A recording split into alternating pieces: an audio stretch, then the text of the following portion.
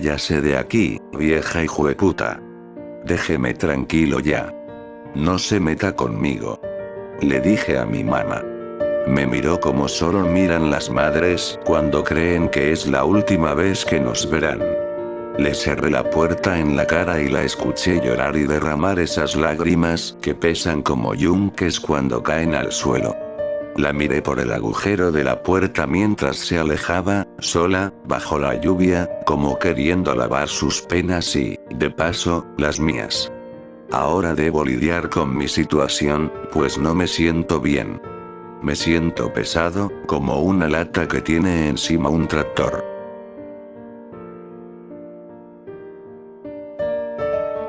Hace unos años, cuando vivía en mi casa de Estelí, tuve una experiencia única. Y no solo única, terrible.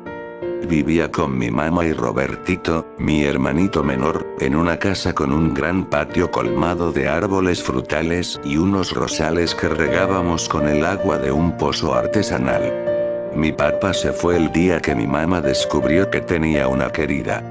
Creo que ahora vive en Rivas y trabaja como operador en una de las esclusas del canal interoceánico. Yo quería ser como él, un macho en todo el sentido de la palabra. Y lo que más me gustaba era lo mucho que jugaba conmigo. Me tiraba por el aire y me atrapaba. Me enseñó a jugar trompo y chibolas y, cuando fui creciendo, me enseñó a hacer nudos y a identificar las constelaciones.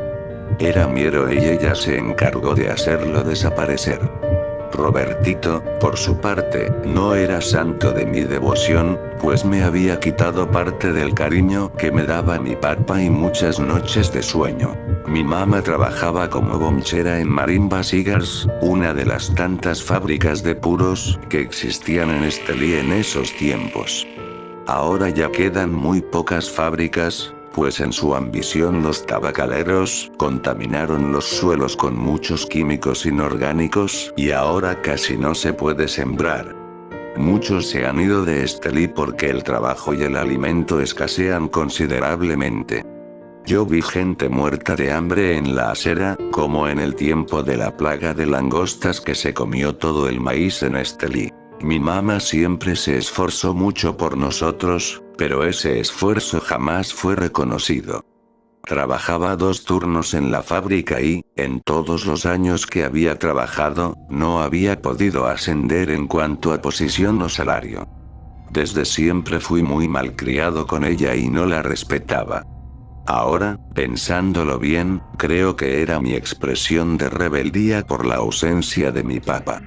Era como un reclamo porque para mí, mi mamá era, en verdad, la culpable de que mi papá, mi único héroe, no estuviera. Le decía groserías y no la ayudaba cuando llegaba a la casa en la madrugada, cansada de sus múltiples turnos y del acoso sexual de los jefes de sección de la fábrica. No le ayudaba a cuidar a Robertito tampoco y el pobre chávalo pasaba tierroso y comiendo mocos todo el día. Y eso era todo lo que comía, pues, por hacer la maldad, yo botaba en el patio las pachas que mi mamá le dejaba preparadas. Como quisiera que estuviera conmigo ahora para que me ayudara. Hombre grande. Como quisiera no haber sido tan malo con él. Recurrentemente, sentía un hambre terrible después de las 10 de la noche, aunque hubiera cenado. Yo sacaba tarea de lo que mi mamá compraba para la semana y no dejaba nada para mi hermanito. Me comía hasta la leche en antres con cuchara. Me ponía un puñado de leche en polvo en el cielo de la boca y lo saboreaba con mi lengua hasta que se deshacía y no podía contener las cosquillas. Salía de mi cuarto e iba a la cocina todas las noches. Abría la refrigeradora y sacaba la pana del queso y después buscaba las tortillas y la porra de gallo pinto, nuestra cena habitual. Y ahí me sentaba en la mesita de madera color miel que teníamos. Era un placer para mí comer solo en la cocina sin que mi mamá me estuviera molestando y sin que Robertito me estuviera aturdiendo con sus berridos. Ahora te extraño, Robertito. Daría lo que fuera porque me cuidaras. Una noche, mientras cenaba, sentí un ruido en el techo, como cuando las gatas andan en celo y chillan como si las estuvieran matando. Mi mamá aún no llegaba del trabajo. Debe ser algún animal, pensé y seguí comiendo. Después de unos minutos sentí que tiraban piedras en el techo, como si alguien dejara caer un puñado de tierra sobre el zinc, desatando así una cascada de sonidos. Me dio un poco de miedo, pues los gatos no son tan astutos. Salí al patio y me subí en un árbol de mango para poder ver sobre el techo. Todo estaba oscuro y en el patio las sombras parecían moverse con vida propia. El tronco del árbol estaba lamoso por la intensa lluvia que nos azotaba y casi me resbaló 2 veces mientras trepaba. No había nada en el techo y yo, convencido de que debía haber sido mi imaginación, volví a la mesa y traté de terminar el gallo pinto, ya sin tranquilidad, pues Robertito había empezado a chillar. Mi mamá llegó a las 2 de la mañana. Yo estaba despierto, viendo el programa de fútbol que me gustaba tanto. Hola, ¿ya comiste? Me preguntó. No le respondí. ¿Ya comiste, amorcito? Continuó. Ya, le dije secamente sin siquiera un ¿cómo te fue? ¿O un ¿querés que te sirva? ¿Y Robertito? Me preguntó después. Saber, le dije con un tono de aburrimiento. ¿Comió el niño? Me dijo. Sí, le di las pachas, le contesté, mintiendo. Déjeme mamá que quiero mirar el programa, le terminé diciendo. Ella sonrió con lástima y se fue caminando despacio hasta que se paró cerca de la puerta de su cuarto. Luego se apoyó en el batiente, seguramente viendo en su cuna a Robertito, quien, una vez más por culpa mía, se había quedado sin comer. Al día siguiente me levanté tarde.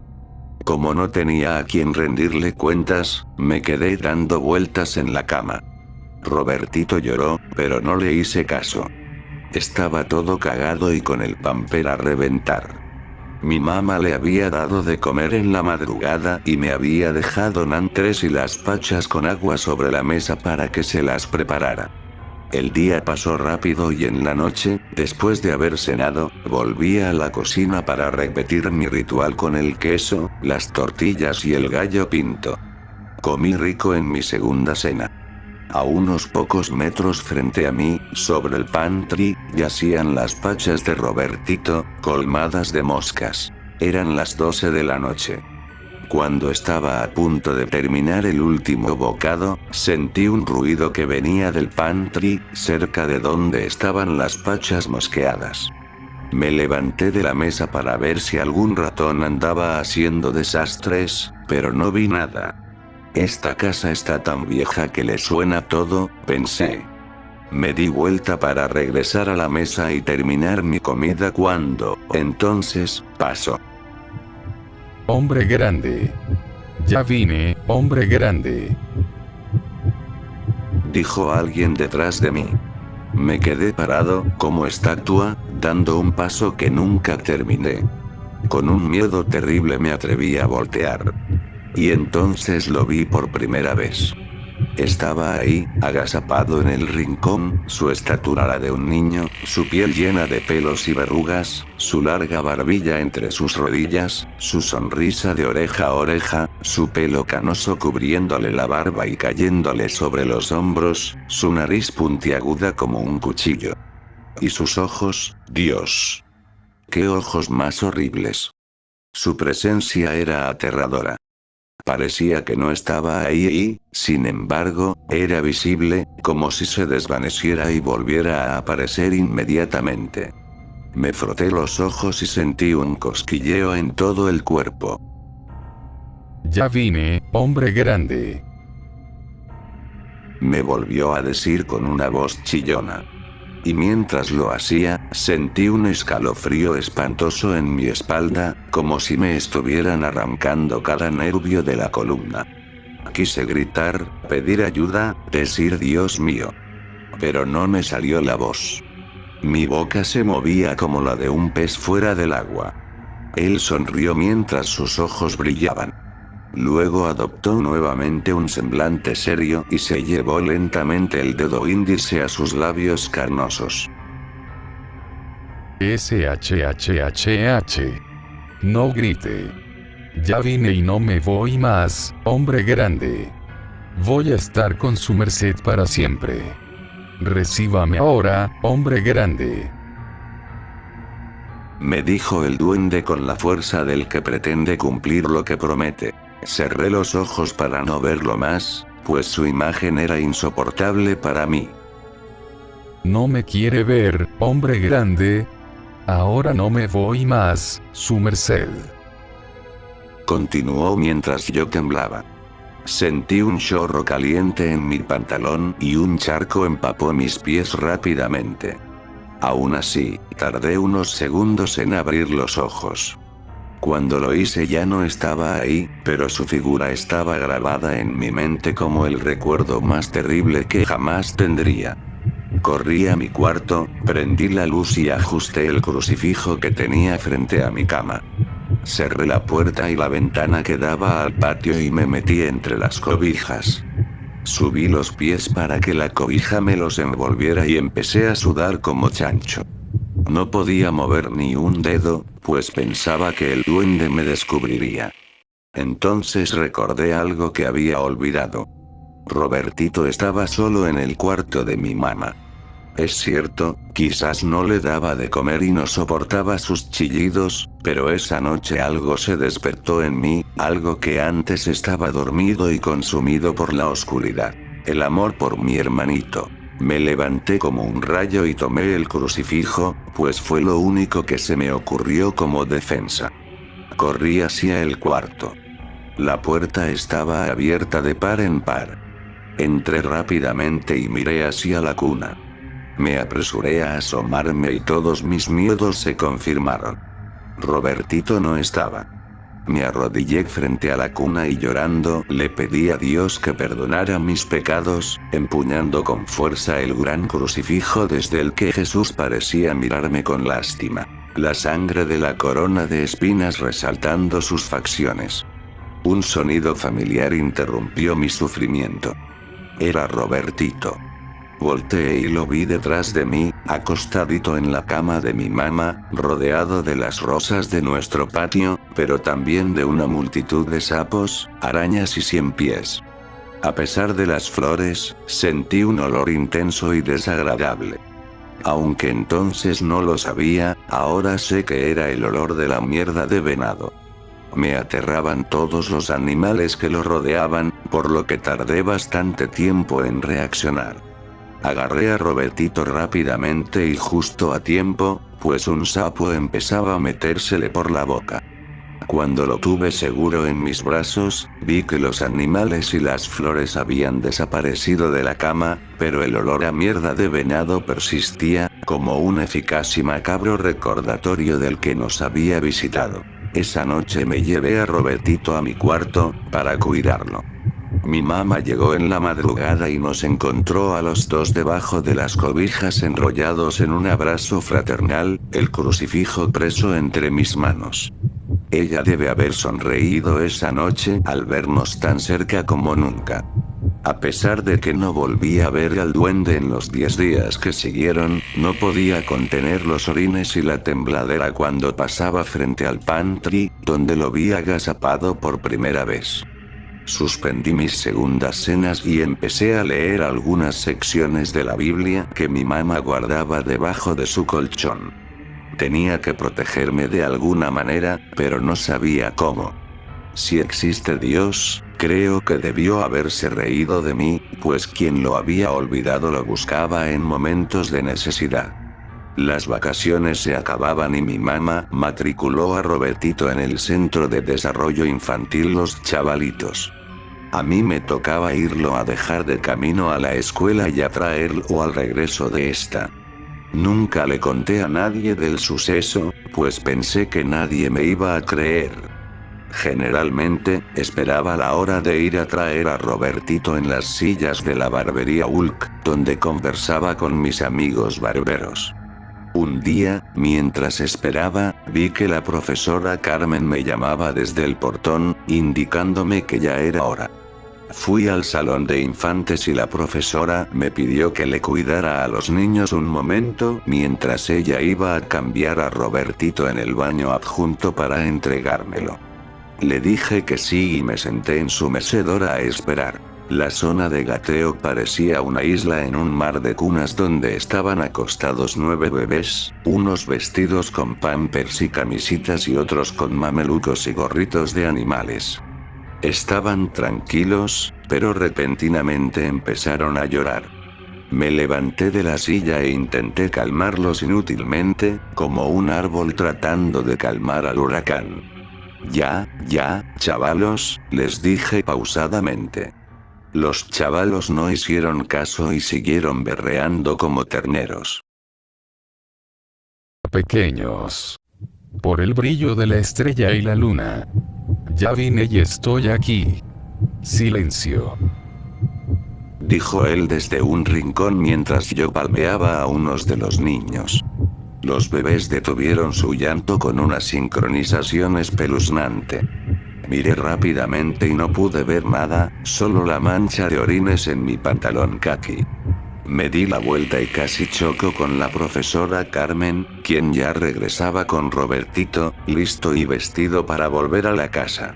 Pasaron los días y mis miedos crecían con cada minuto, a pesar de que ya no lo veía, a pesar de que ya no lo escuchaba. Pero el poder de sus palabras era más poderoso que su imagen. No me voy más, hombre grande. Por el brillo de la estrella y la luna. Empecé a hablarle a Robertito y, aunque estuviera chiquito y no me entendiera, sus muecas eran para mí suficiente prueba de su atención. Cuando le hablaba, extendía sus manos para que lo cargara. Una vez que lo hacía, me hacía ojitos y sonreía. Hablaba con él, porque era el único que había vivido mi experiencia, de primera mano. Se formó así un lazo impresionante entre los dos y, contra lo que se pueda pensar, creo que Robertito me cuidaba a mí y no al revés. Al fin y al cabo, él siempre estaba sonriente a pesar de que yo, hasta hacía pocos días, tenía la costumbre de dejarlo sin comer. Él me quería a pesar de todo y eso se me clava en el corazón cada día que pasa, ese peso me aplasta ahora que ya no puedo más. Le puse una sábana negra al espejo de mi cuarto, porque muchas veces creí ver la cara del duende ahí, vigilándome cuando yo me peinaba, invocando al brillo de la estrella y de la luna. Con mi mamá no podía hablar aunque quisiera, pues volvía a la casa demasiado tarde y me daba miedo esperarla despierto. Prefería perderme en la protección de los sueños que enfrentar mi horrible realidad. Pasó un mes desde que escuché su voz en el salón de infantes. Todo parecía normal y rutinario. Pero el silencio es tormentoso para el que está maldito. El día de mi cumpleaños, mi mamá pidió permiso en el trabajo y pudo llegar a las 7 de la noche. Ese día me compró un pastel y pude invitar a unos amigos de la escuela con quienes compartí unas gaseosas y un arroz a la valenciana que mi mamá nos cocinó. Robertito nos acompañó todo el tiempo en su silla infantil. El bandidito sonreía como nunca, como si la fiesta hubiera sido suya. Mis amigos lo integraron a nuestros juegos y, chineado, disfrutó tanto como yo.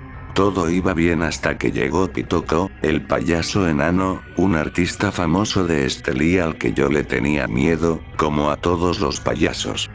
Su imagen me recordaba mucho la del duende, con esa baja estatura y esa voz tan irritantemente chillona. El payaso iba a hacer algunos juegos y se puso a brincar en un pie, pero mi mamá le dijo que mejor se fuera, pues a mí no me gustaba. Terminamos la fiesta cerca de las 10 de la noche. Creía que mi mamá ya se había ido a acostar cuando despedí al último de mis amigos. Cerré la puerta con llave como ya me había acostumbrado a hacerlo. Revisé también las ventanas de mi cuarto y verifiqué que el crucifijo estuviera cerca de la cama y que el espejo estuviera cubierto. Hice esto con los ojos cerrados mientras mi mente se turbaba con la imagen del payaso dando brincos en un pie.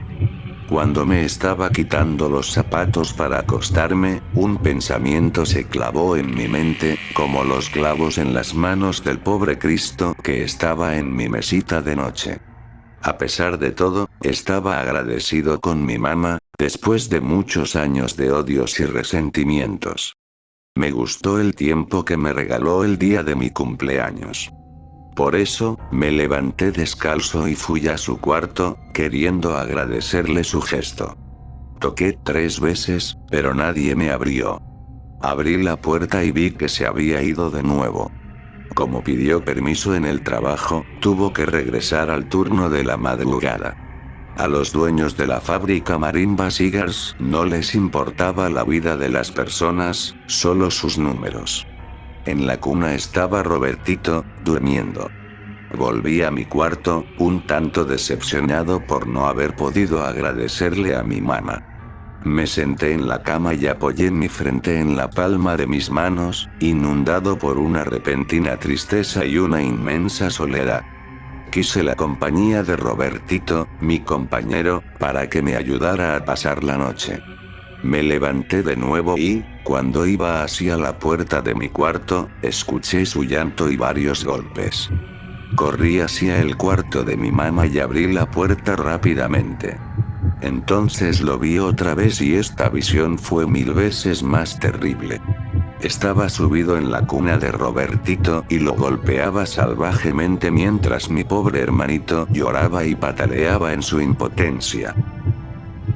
Cállese, me lo llevo, su merced, me lo llevo allá a mi lugar.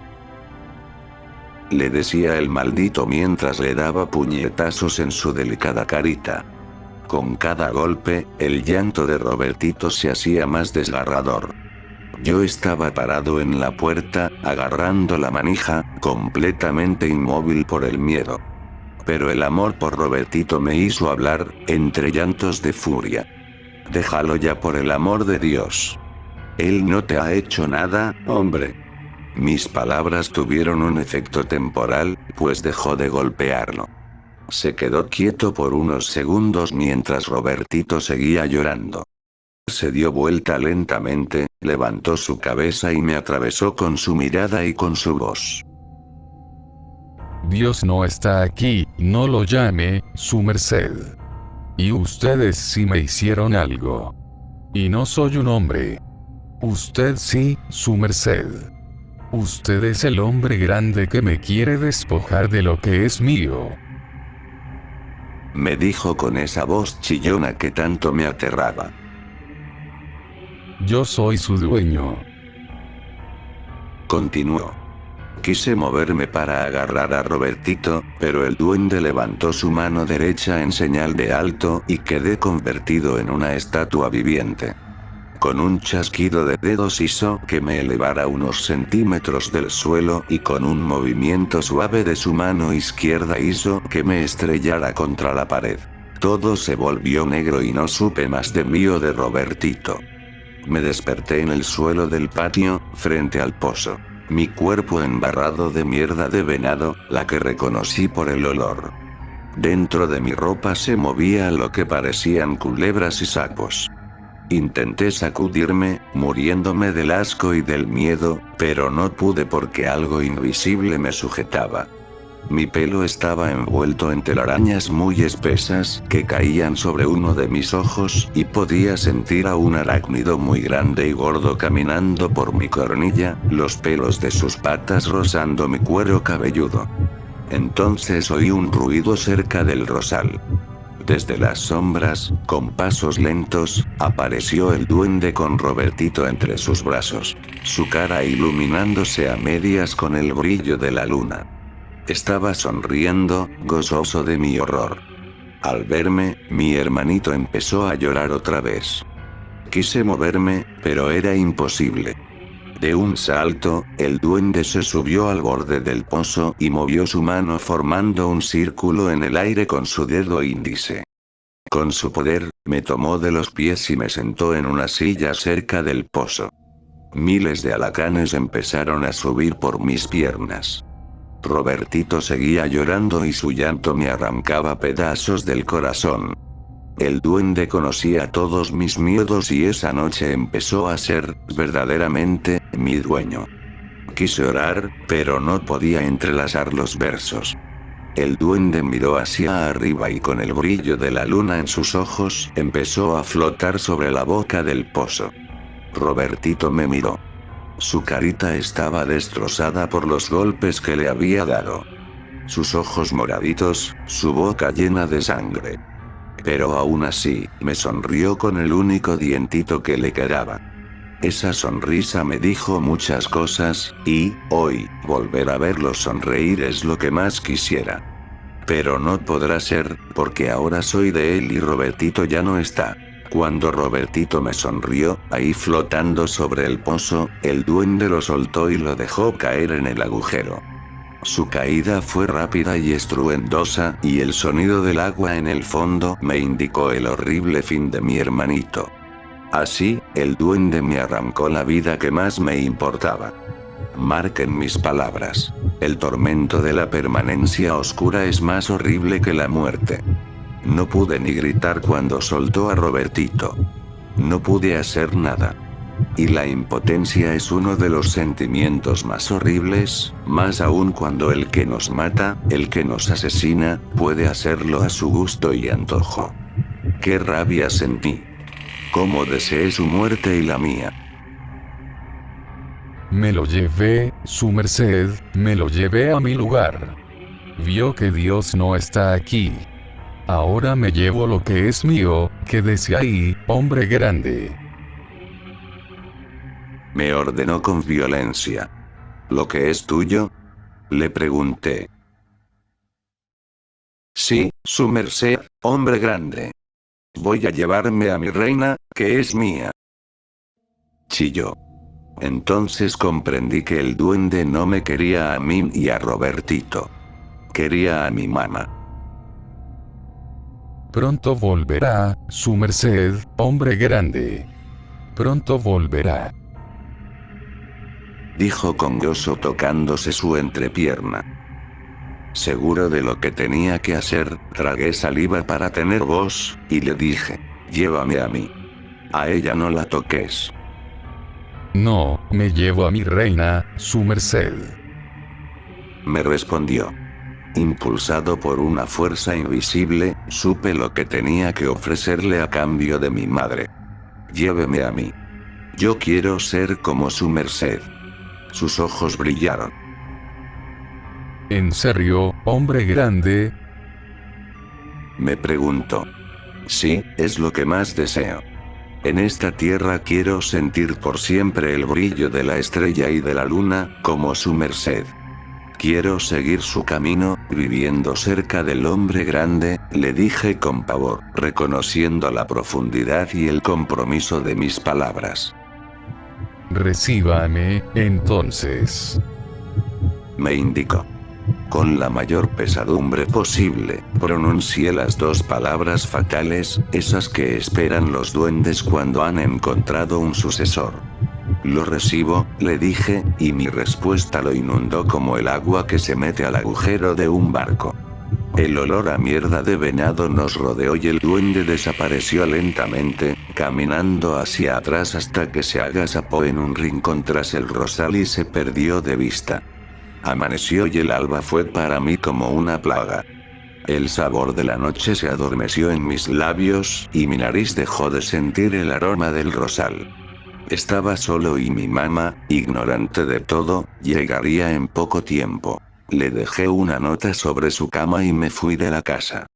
Y así empecé mi transitar errante por esta tierra, tratando de alejarme de ella, tratando de no volverlo a ver a él. Pero no hacía falta. Un día me salió una verruga en el brazo. Me picaba mucho y aunque me rascaba no podía hacer que la picazón desapareciera. Probé 1000 pomadas y ungüentos, pero la verruga crecía en lugar de ceder. Con mi brazo vendado y un bordón de Guayacán, por caminos rurales, llenos de árboles y el olor de la tierra, caminé tratando de olvidar. Me dediqué a seguir hileras de flores y a posar cerca de las haciendas en las que había niños. Era como si algo me enlazara con los pequeños desnutridos que encontraba en los lugares que visitaba. Era como un deseo de estar con ellos y llevármelos para que no sufrieran. Y así siguió mi camino solitario, lleno de pensamientos tristes, de anhelos y arrepentimientos. Al fin llegué a León y conseguí trabajo como ayudante en un taller de carpintería. Eso me ayudó a pagar un cuarto cerca de la Recolección. Siempre que pasaba por la puerta de la iglesia, por alguna razón, la verruga del brazo empezaba a picarme. Pasó el tiempo y un día, un mal día, mi mamá me encontró, guiado su instinto por la brújula del amor y el mensaje que le dejé involuntariamente en la nota. Búsqueme. Sálveme. Ese día eso y su visita interrumpió la tranquilidad que creía haber encontrado. Tocó la puerta y al abrir la vi parada con su vestido verde y la nota en su mano. Los sentimientos se mezclaron en mi corazón y aire se extravió de mi cuerpo. ¿Por qué te fuiste, mi amor? Me preguntó. Por usted. Le respondí, diciéndole una verdad a medias. Quiero que volvas conmigo a la casa, amorcito. Yo no te culpo por nada y te voy a recibir. Me dijo, pronunciando unas palabras parecidas a las que yo pronuncié aquella noche. Pensando en la última opción que me quedaba para que se fuera, a pesar de que la amaba y que lo que más quería era irme con ella, recurrí a insultarla, para protegerla, para alejarla de él. Váyase de aquí, vieja hijueputa. Déjeme tranquilo ya. No se meta conmigo. Le dije a mi mamá. Me miró como solo miran las madres cuando creen que es la última vez que nos verán. Le cerré la puerta en la cara y la escuché llorar y derramar esas lágrimas que pesan como yunques cuando caen al suelo. La miré por el agujero de la puerta mientras se alejaba, sola, bajo la lluvia, como queriendo lavar sus penas y, de paso, las mías. Ahora debo lidiar con mi situación, pues no me siento bien. Me siento pesado, como una lata que tiene encima un tractor. Pero antes de irse, se dio la vuelta y llegó nuevamente a la puerta. Tocó otra vez. Váyase, vieja. Le dije fuertemente, arrepintiéndome del insulto, pero regocijándome porque era la única manera de protegerla. No me voy hasta que me abras y me mires, amorcito. Yo no te culpo, en serio. Me dijo. No pude evitarlo, tuve que abrir de nuevo la verruga de mi mano causando una picazón terrible. Gracias, amorcito. Me dijo mientras empezaba a reírse. Su cara se partió en dos y su cuerpo cayó al suelo como el viejo cascarón de una cigarra que muda su piel. En el lugar en el que estaba mi madre, quedó solo él, riéndose de mí, riéndose de la víctima de su engaño. Gracias, su merced. Ya me llevé a mi reina. Muchas gracias. La encontré en el cementerio, visitando la tumba de su hermanito, su merced. Me escondí en un árbol y le puse un alacrán negro en el vestido. La picó. Me dijo el duende mientras se volteaba y se alejaba dando saltitos de alegría, disfrutando su nueva libertad, al tiempo que se transformaba en un niño chiquito, vestido de overol. Tomó la mano de una señora que lo llamó cariñosamente y se lo llevó caminando por la acera. Antes de perderse de vista, volteó y vi en su cara la faz de mi hermanito, el rostro que él hubiera tenido. Se me está haciendo un hueco en el estómago y esta verruga ya no la aguanto, hombre grande. La vida me está aplastando el cuerpo y el alma. Creo que ya no tengo alma, creo que ya no tengo nada. La soledad me está consumiendo en este hogar sombrío. Me siento más viejo, más bajo y más ligero, hombre grande. Me pica la barba y la nariz y veo el suelo más cerca ahora. Estoy cansado y no puedo más. Ahora tengo que esperar la eternidad en este cuarto, perdido y olvidado. Ahora tengo que esperar la eternidad, agazapado en el rincón. Recuerda suscribirte a MaxiCreep. Buenas noches.